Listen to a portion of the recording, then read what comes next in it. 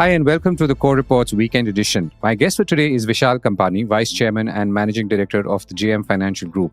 He joined the company, which was run by his family, in 1997 and also worked in his joint venture with Morgan Stanley at that time. There is an interesting dynamic when it comes to older firms pitched against newer, younger firms, particularly in the technology-fueled growth wave that we've seen in financial services in the last few years, notably in areas like brokerage. On the other hand, the big investment banking deals are still dependent on trust and financial innovation, both in healthy measures, something JM is known for in India's investment banking circles. In today's edition, I speak with Vishal both on the challenges of navigating an old firm in a new era, the lure of growth, and the lessons and takeaways from regulatory strictures like the one JM recently faced from the Reserve Bank of India. I also asked him, more importantly, about financial innovation and what it means today and how companies can better raise capital to drive or fuel this economy.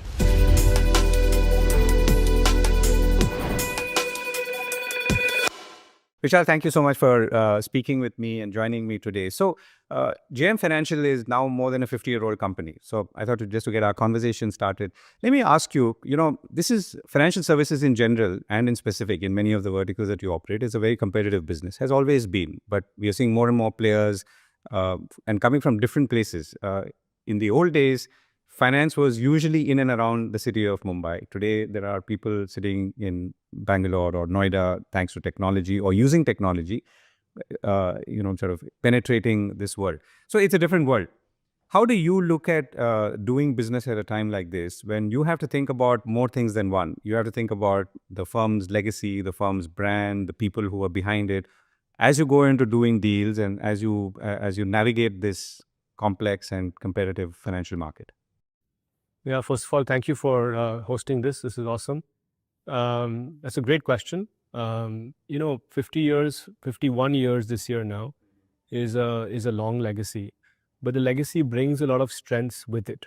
One is the culture. As a firm, we have a very well-defined and a very strong culture. Second is highly experienced people, and I'll come to why that's important. Third, we as a firm have been very lucky because we've had a lot of people who've stayed more than a decade, 2 decades with us. In fact, there are even people in the firm who've been 3 decades with us now. Some of them have graduated to becoming board members over time and still guiding, the teams and guiding the firm. So I think that brings a wealth of experience for us to be able to manage through cycles. Many of the new companies that you see probably have not seen cycles. And they are in rapid expansion mode. I think learnings really come when you go through a cycle. And as a firm, we've seen many cycles. So that is a very big advantage.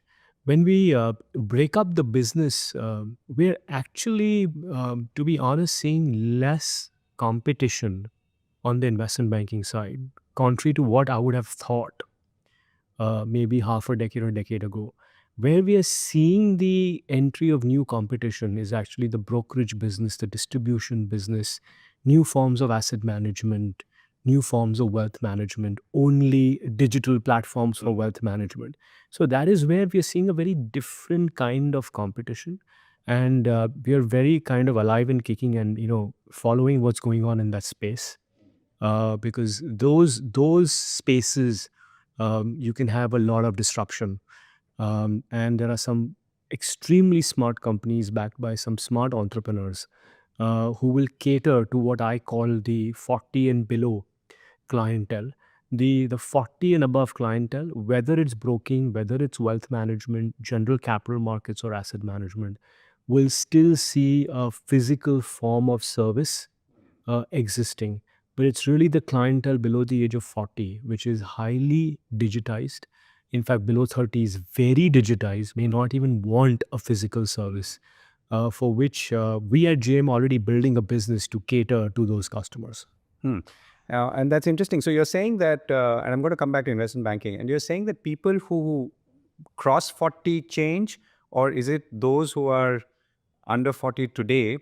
And therefore, the question is really today, if I'm a digital native and I may be 50, will I change only because I've crossed 40 or because I'm now living in this era? Again, a great question. So you're bang on. It's about literally, let's take 2020 because that was game changing for digital, at least in India, right? In Indian capital markets. In 18.2 crore, 18.3 crore demat holders, adding 40, 45 lakh a month. All of that started literally in 2020. I think the cutoff is 2020. 40 years of age, 2020 is what I'd put it. I think the graduation of customers from the age bracket of 20, 30, 30 to 40 may actually be more digital. And therefore, we are building the platform from an extremely long-term perspective. So it's costing us. There is a burn involved, but we're taking a very long-term view to building it out. So I feel that people who get accustomed, they will continue doing things on their own, and they will prefer DIY platforms, and they will keep switching depending on which they find more comfortable to use and what gives them sort of better service quality or better sort of trading patterns. And I don't think the shift will be as quick. But see, there is a bit of laziness that sets in once you make money. That's a fact. So we expect that there's been a ballooning of customers, which has happened post-COVID. Yeah. And there will be a set between that, which will get very wealthy. And as you get wealthy, you probably want advisors. You probably want better management of your assets. And maybe they take a dual service. I mean, they do stuff on their own. For example, you could have a extremely rich client. We have one who trades on his own. He's got a trading book. 30% of his portfolio is trading, and 70% of his portfolio is wealth management. The 70% portfolio is managed by wealth managers, people like us. But the 30% trading that he does it on an app.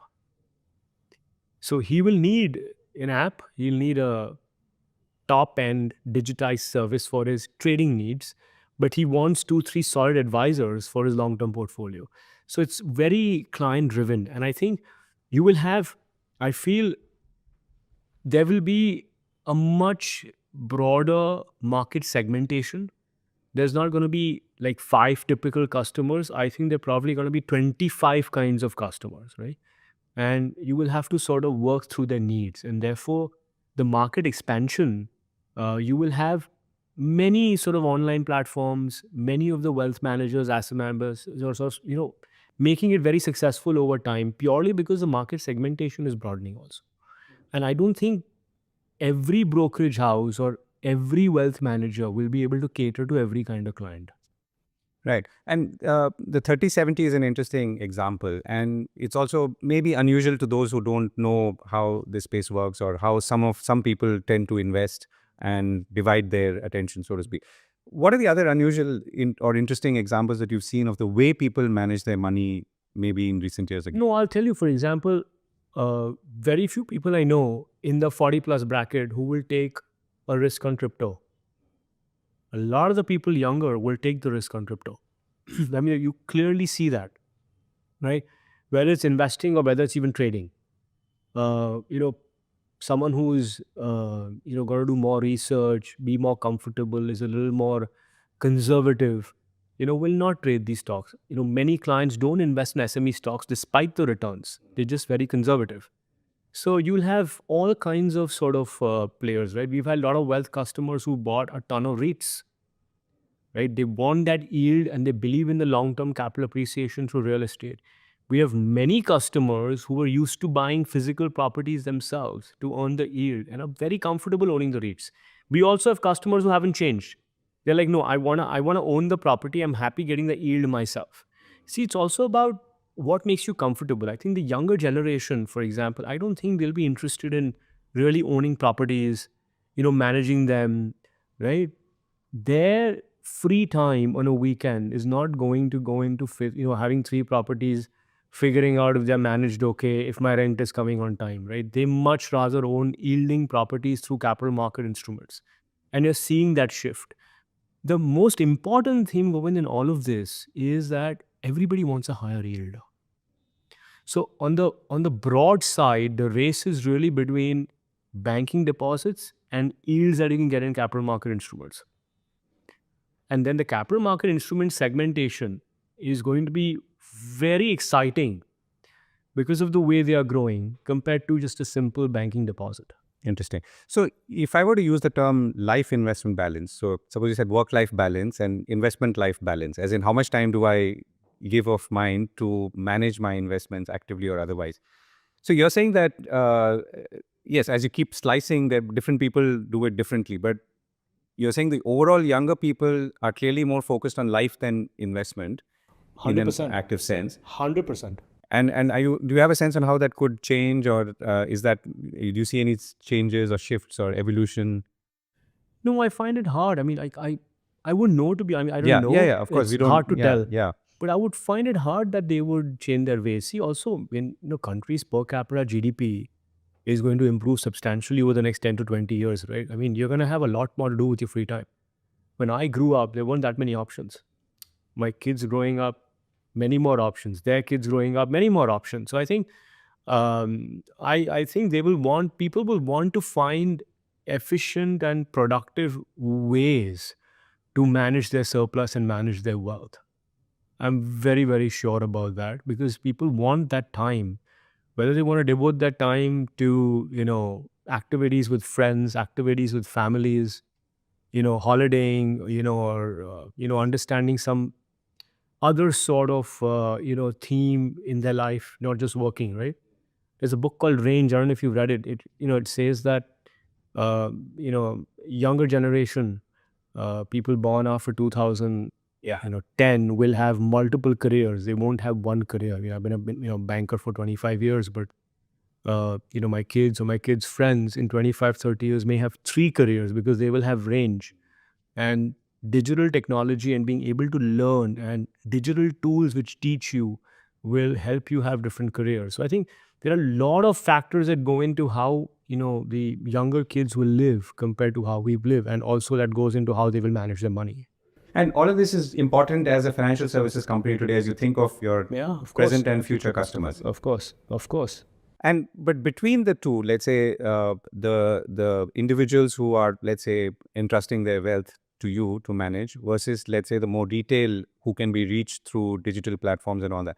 From a firm, as a firm, what is more lucrative and what makes more No, I'll be ROI honest, sense? right? I mean, 100%. I mean, retail doesn't make as much money today, right? Because the margins are very low. We make a lot more money on the wholesale side, but our investments in the last 2 years are more directed towards retail because we think that longer term there's going to be a much bigger opportunity. Now, even retail, there are lots of cuts. Like we service retail directly through our online platforms. We also have an IFD business where we work with independent financial advisors, right? And these IFDs are very smart. Many of them have 20, 25 years of experience of having managed money at a big bank or an investment bank, and now they're on their own. They have some very interesting clients. They use technology, they use our products, and they go service those clients with a profit share, right? And then, of course, we have a brokerage business, which has their own sales team, its own branches. Then we have franchisee partners where we partner with sub-brokers, to actually get broking customers. So there are various ways to get those customers. We have invested significantly more on the retail side in the last 2 to 3 years, and we'll see the fruits of that over the midterm to long term. So let me come back to investment banking, and that's what JM Financial was known for. I mean, optically at least, though you've grown in many ways. So tell us about what's changed there, and from your own vantage point as being part of deals big and small. Yeah, so I think investment banking is seeing its best sort of decade ever, right? I mean, I don't think in my 25 years of work experience, or longer actually, almost 27, 28 years now, I've seen a bull market like this for primary issuance. And it's fueled by a couple of things. Number one is the growth of private equity. So private equity as an asset class would have invested close to 300 to 350 billion dollars in the last 5 to 7 years into India. It's almost ranging between 50 to 60 billion dollars a year. And this asset class is not a long-term holder of companies. And what it means is within a 4 to 7 year time frame, they need to find an exit.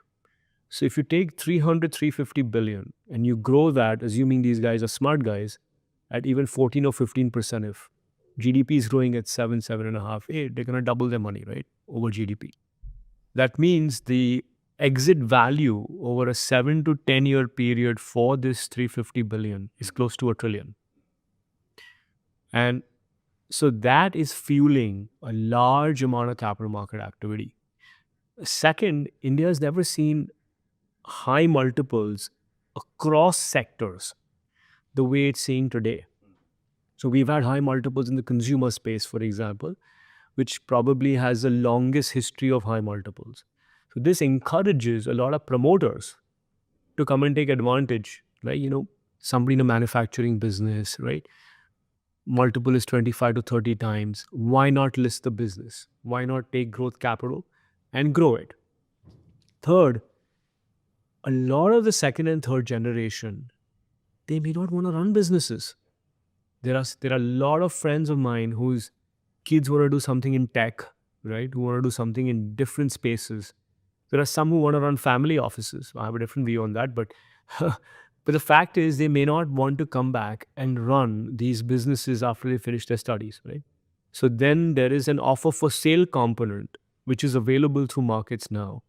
And interestingly, most institutional investors now don't distinguish between a primary raise and a secondary raise. As long as the company is of good quality, there is good, clean management. If a promoter wants to sell 10% and take some chips off the table, investors are very happy, to provide that kind of cap. And we saw a lot of that in 24 and 23. Still, I mean, 2023, 24, in fact, 24 has been the year of offer for sales. So that allows the family to, give part of that wealth to maybe one child who doesn't want to be in the business and the second one runs the business. So I think the all sorts of forms of capital raising today are very active in the markets here. But I think one thing I would add that where India can really leapfrog or maybe focus more attention to and would really urge India's regulators is to allow for financial innovation. Of course, not at the risk, right, of of wrongdoing. But I think India has the edge today. I mean, if you look at our system, look at our exchanges, right, look at our settlement systems. I mean, we've done a great job, right? So I think we can be at the cutting edge of capital market innovation, and we should somehow find a way that innovation thrives. New products, right? New services keep coming out from a So capital market can you perspective. illustrate that? So, for example, can I issue a warrant, right, to a foreign investor, or can I do a convertible bond, which is a 3-year or 4-year maturity? So there are some chinks in the regulation which doesn't allow some of these products. So you're saying convertible bonds can be issued, but is there a To a time foreigner, you tenure can't do a problem? warrant to a foreigner beyond a certain timeline, right? Then you have a 25% payment, which is required on a partly paid instrument, right? Why 25%? Let the capital markets decide that, right? If a company wants to issue an instrument with 10% paid up or 15% paid up, let that negotiation be between the investor and the company. I understand for the promoter who's taking a warrant, maybe he should pay 25%. But why have that with an investor? Why should an investor pay 25%? I'm just saying, make it more flexible. Let the markets decide on many of these instruments, and let innovation thrive, and that will really put India into a different spot. And I haven't seen too many convertible bonds. Is there a reason for that? No, because the equity markets are at crazy Okay, so multiples, there's no right? need So to people just issue raise a straight bond and equity. then- Yeah, yeah. but see, frankly, the equity markets can't be where they are all the time. You need different instruments at different points in time from a capital structure of a company's perspective, as well as what the market's willing to buy. And I think convertibles is a great sort of instrument, which, for example, we should do much more innovation on.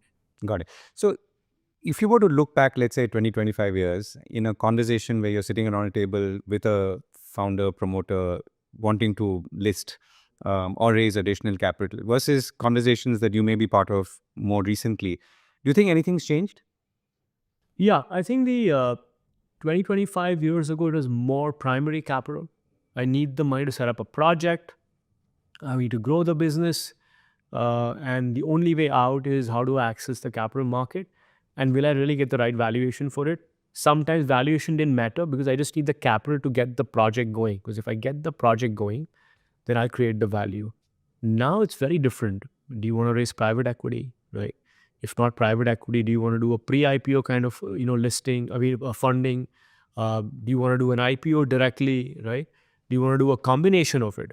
right? So I think there is a very different corporate finance discussion that we have with every promoter, every company on how they can meet their financial needs. And also, I think when private equity as an asset class started in India, promoters are very wary about partnering, right? I mean, how can I have someone on my board? Will he, instead of adding value, their thought process also was, will he challenge me, right? That kind of insecurity, that's completely changed because people have seen the success of PE partnered companies with promoters and the kind of growth that's been created. So I think most clients that we talk to now are very open to receiving private equity capital. That's completely changed. But even the nature of private equity capital in the last, again, half a decade has changed, right? We're seeing a lot more uh, large private equity funds who are focused on buyouts and not necessarily focused on growth. So very keen to work with promoters and tell them, listen, I mean, if you have a succession planning issue, or if you feel that you want to hang up your boots and be involved in charitable activities, or whatever you want to do, or you believe that you can add more value to the business today, we're happy to take a controlling stake. You go into minority. We as PE drive the business, and increasingly these conversations are not something where a banker needs to carefully work with the promoter. These are very open conversations we are having. And you've been sitting in the room, obviously, when these conversations are Yeah, yeah, happening. yeah. I mean, Right, because these are difficult conversations, I'm I'm having assuming. them. I'm having them once a week. I'm having 50 of these conversations in a year. Where you're telling people that maybe you're not the right person to... Yeah. See, I'll give you this number. I mean, I'm pretty sure of the number. I think it's India sent like $150 million. I think in 2010. I could be wrong by the year. Sure. Yeah. To educate its kids, right? And India sent, I think, close to 5 billion last year just for education of Indian kids going abroad, right? All of these who are going abroad, many of them are having careers abroad and who are studying abroad and they're coming back. Their thought process on how business needs to be managed is very different. And I think the next generation is bringing a different kind of thought process to the older generation. Like, dad, let's just sit down and think about this in a different way. There's nothing wrong if, a large US private equity firm is owning 60% of our business and we are owning 40%. I'm okay with it. Right? And these conversations never existed 20 years ago. It's commonplace now. Yeah, I mean, you came back from Wall Street yourself. Yeah, I came back. Exactly. I came back myself and I was very clear I'm joining the business. I'm not very clear whether my son or daughter will join the business. I mean, I like them to, but it's their choice. Right now, the way I see it, both are not. Interesting. So you're saying that people are unlikely to maybe find successors, in which case they are willing to sell or explore selling. But I'm also assuming that they're not necessarily that old. So there's always that sense that, okay, maybe I can run this business for longer. And after all, I built it and created it. So I'm coming back to that, having those tough conversations. I mean, are people in general more willing to have those tough conversations or... Yes, absolutely. Yeah, okay. Very open. And what's changed that, you feel? I think it's also a bit of the effect of seeing your industry partners, everyone have, you're seeing more deals happen. You're seeing your friends do it, right? And some of them being very successful after doing it. So then you're open to having that chat here.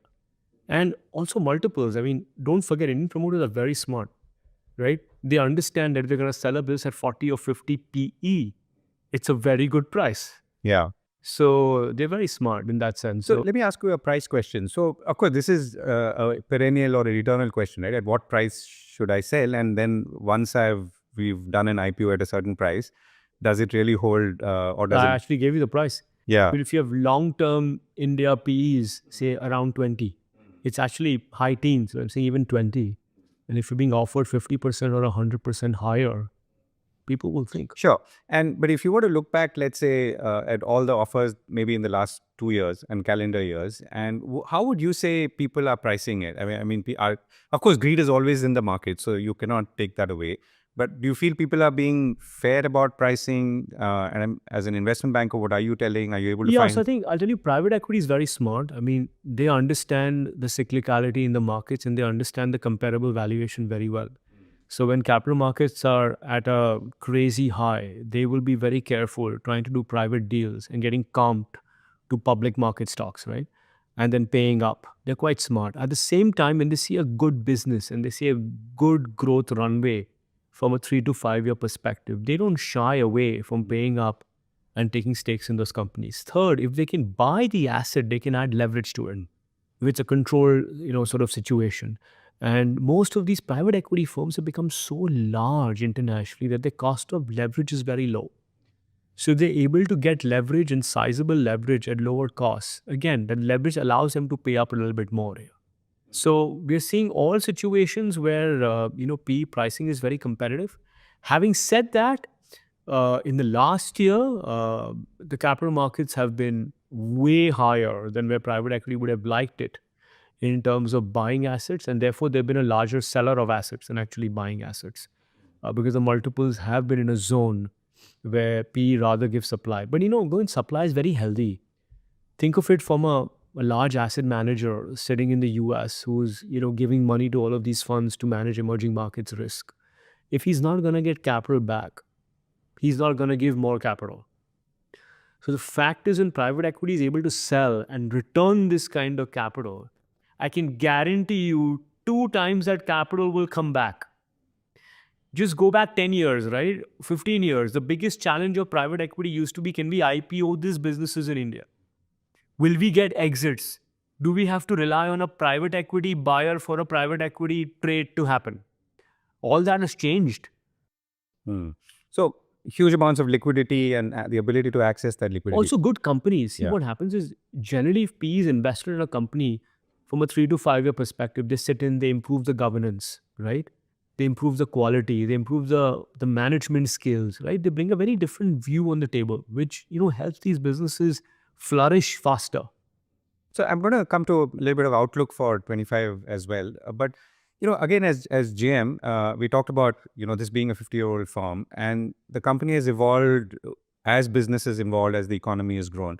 So when you look around you today, how are you dividing your time and forward-looking, let's say, view and effort? Yeah, so I think between we have verticals or businesses. So we have 4 businesses. Our first business, which is what JAME stands for, is our corporate advisory and capital markets business. Our second is our wealth and asset management, including retail broking. And then we have private credit syndication. And then we have affordable home loans business. So I would think I spend a significant portion of my time on business 1 and business 3. I think the retail-facing businesses, which are wealth, asset management, and affordable home loans, those are actually run by just fantastic teams. And we've got great CEOs in place, and they run the businesses. It's the institutional side of the business which takes more of my time from a marketing perspective, spending time with promoters, spending time with institutions, and figuring out how and where they should deploy their money or raise money. So that's where a bulk of my time goes. But incrementally, I'm finding managing, working with these CEOs and managing to grow and make larger some of the retail businesses very satisfying as well. So I would, if you ask me my split, it's probably 70 to 75% on the institutional businesses and around 20-25% on the retail business. And if you look at the growth of GM, is it tracking the evolution in the marketplace and the demands of it, or responding to it? And how would you say that is today? Yeah, so I think on the banking side, we are kind of in a way tracking it, but we also have to respond from an infrastructure perspective. Because think of it that in the last 10 years, there's not been a rapid expansion in the talent pool in many of these segments. And the underlying growth in many of these segments has been very high. Take, for example, equity capital markets, right? The pace at which ECM has grown, I mean, I don't think the number of professionals added to ECM have grown as much. Big change, right? So then you have to make sure that you are on the cutting edge of talent, and you got to figure out how you are going to make sure that talent is available, it's with you, and it's performing well to meet the needs of the industry, of the growth in the industry. So that is something which is not just a JM problem. I think it's an industry problem. But I think growth is being tackled very well. I think what helps us is, again, the 50-year history, the legacy helps us. Having a lot of senior bankers, having a lot of repeat business with many of the clients helps us. And also our focus with private equity very early on has helped us even capture a lot of market share with those clients. Where I think we can do a much better job would be actually in the smaller companies. So we are not present at all in the SME exchange. Companies are very small. We're not typically present in the angel seed, the first 2 or 3 rounds of funding. And we need to figure out how do we get there, because that's when you build relationships with some very early stage companies and early stage founders. We typically start talking to them when they're at pre-IPO stage or IPO stage. So we're working on that. Again, but the business has become pretty balanced. It's not that it's completely tech led. Yes, there will be a lot of tech IPOs, but manufacturing is growing as well. There's a lot of interest in the consumer space. I mean, pharma is back, for example. So I think today it's an amazing time. I mean, to be in capital markets, it's an amazing time. And I'm going to come to that outlook. So one of the challenges of growth, of course, as a large firm, is that you tend to, let's say, push up against regulatory either restrictions or pushbacks, and you've had that problem recently. What are the lessons and takeaways from the whole Reserve Bank of India?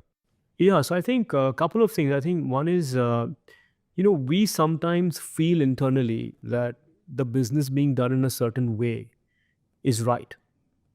And we need to apply a deeper regulatory lens from a spirit perspective, whether something that you're doing is right or wrong. That's one test which you need to apply to every single business. Third, on the distribution side, there are a lot of smaller businesses, a lot of smaller products that you distribute to cater to the clients. I spoke about clients requiring different kind of products. You need to have a deep regulatory lens to each of those products on how they are being sold and how you're managing the process to sell them. So that's the exercise we went through. And you just have to tighten processes everywhere, because you may have a very small business which sometimes you don't pay attention to. And there can be some kind of smaller issues Like over IPO financing. So you're saying that what appears like a cool, smart product could actually be testing the limits of regulation. Exactly. Now, for example, in IPO financing, we take custody of all of the money which comes for the financing, because we are providing a significant amount of the leverage. Now, the fact is that many of the IPO funding clients, they would trade the securities out, right? So you have to make sure that the cash comes back to you. And then you have to tighten some of those processes stronger. But what happens is, in a typical equity IPO, you have like 10,000 crores of demand coming in the last half an hour or last 1 hour, right? It's no matter what you do. I mean, how do you make the process 100%? It's difficult. So we went through a board level discussion. We went into details. Can we actually manage this process? I mean, is there technology available today? And sadly, there's not. So we decided we don't want to do it. Because if you're not able to adhere to 100% of the process, and what happens if we are actually adhering to it, it's not being adhered to in the timeline. Yeah. We cannot close every process by 5 p.m. The processes may be closed by 6 p.m., 7 p.m., 8 p.m. But if the regulator wants everything closed by 5 p.m. and they are right, then don't do the business. So it's about choosing which business and making sure that certain products which you cannot meet everything in a certain timeline and they cannot be done with a perfect process, it's better not to do it.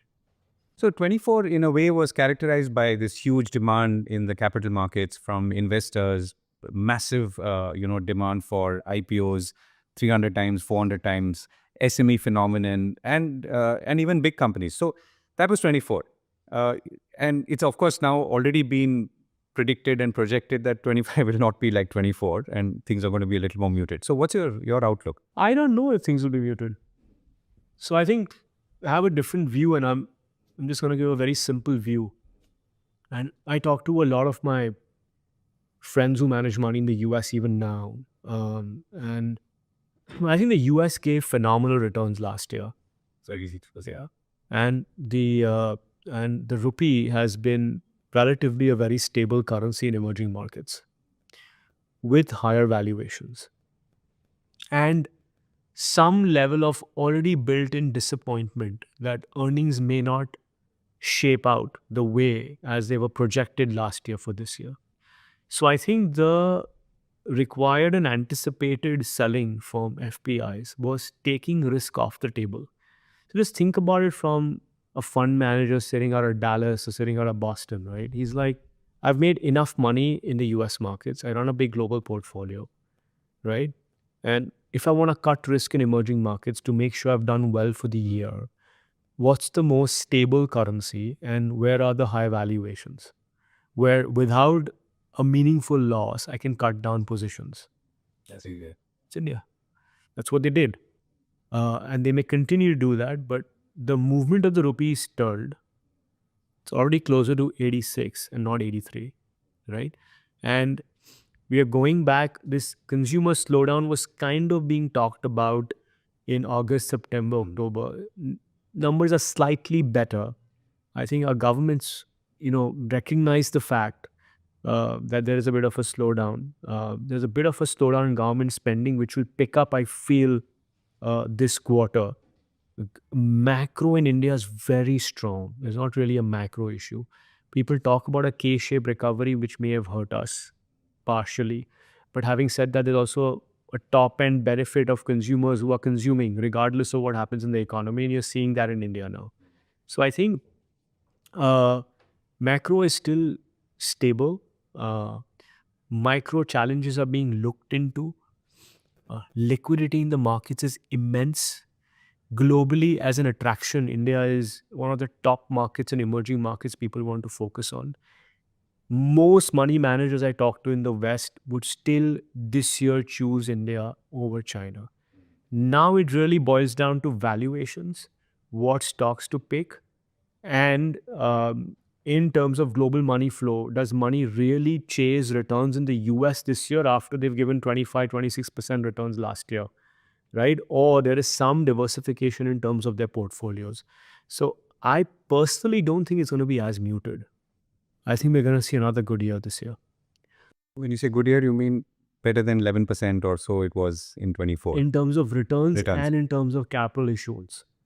Got it. Okay. So what's happened is, see, a lot of the good returns have been made in IPOs. Yeah. IPO pricings have been attractive. Listings have been on average 20%, 25% higher. Right? And there's enough of FPI money coming into every IPO. Yeah. Okay. So I'm going to come back to the theme for 25 in a moment. But you mentioned that family offices were something that you had a view on. So why is that? So I tell you, I think in family offices... Or you said it because you said that people were coming back and setting up family offices. No, I just feel sometimes that, see, India is still not a rich country. There are parts of India that have gotten rich. And I think the young people in India still have a responsibility to go out there and build businesses and create businesses, generate employment and invest in the economy and not be money managers. You really become a money manager after you made your wealth. So I see this trend with some people where there's a younger generation which wants to build a family office. But the family office is being, built or managed from your, father or your grandfather's time. I mean, you rather go and build a business, right? And not manage money. And I think maybe that's happening in certain industries where, people don't want to deal with issues like corruption, right?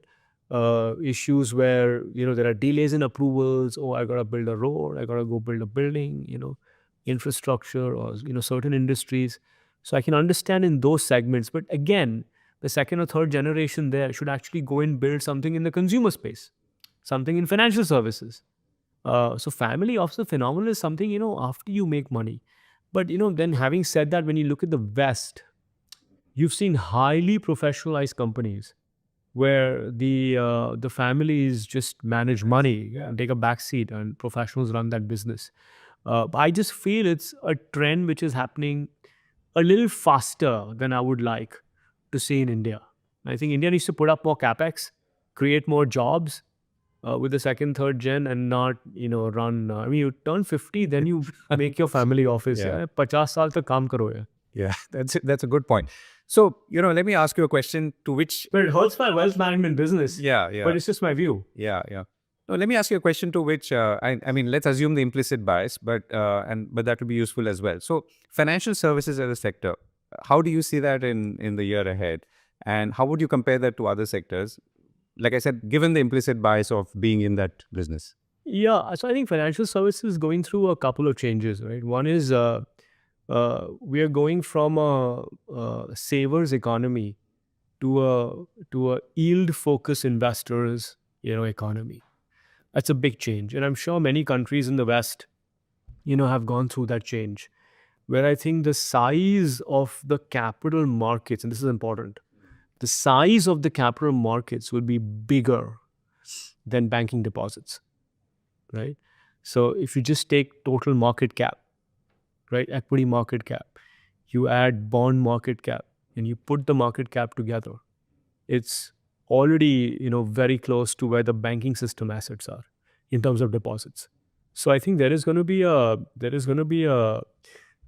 tussle, a soft tussle in terms of how one invests their money, and do people actually lock in their money in deposits.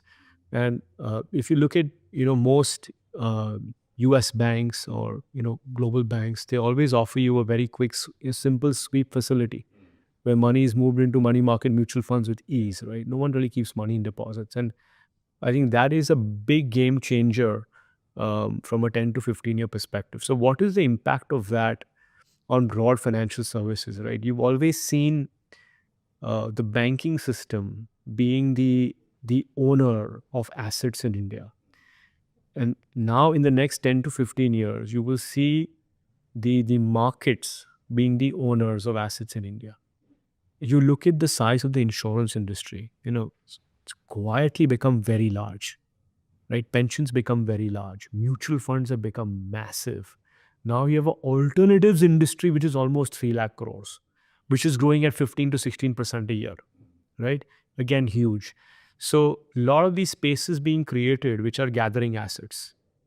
And I talked about innovation, right? We need to focus on financial innovation. I mean, why do you need, vehicle loans to sit on a bank's balance sheet if you can create capital market assets, people who want a higher yield to own those loans?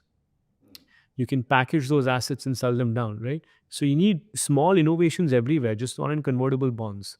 How can we have a much larger PTC market? Unfortunately, PTC? India's credit markets, pass-through certificates, India's credit markets are not deep. A lot of, a CII, which I'm a part of actively, we made a lot of suggestions on what all we can do, to make the credit markets deep over time. And many of them have been accepted. But I think there is a time for all of this, right? So I'm hoping in this decade itself, we'll see a very different credit environment from a market's perspective, which also allows for more of the asset movement to happen from the banking system to the system of insurance, pension, mutual funds, and alternatives. Yeah. And I think that is a big theme. So in this theme, what plays out is, what stocks do you want to own, right? Do you really want to own banks? And if you want to own the banks, what banks do you want to own, right? Or you want to own capital market players, you want to own asset management companies, or you want to own insurance companies. So I think, or you want to own NBFCs, specialized NBFCs, HFCs. So I think the markets become very broad in a sense.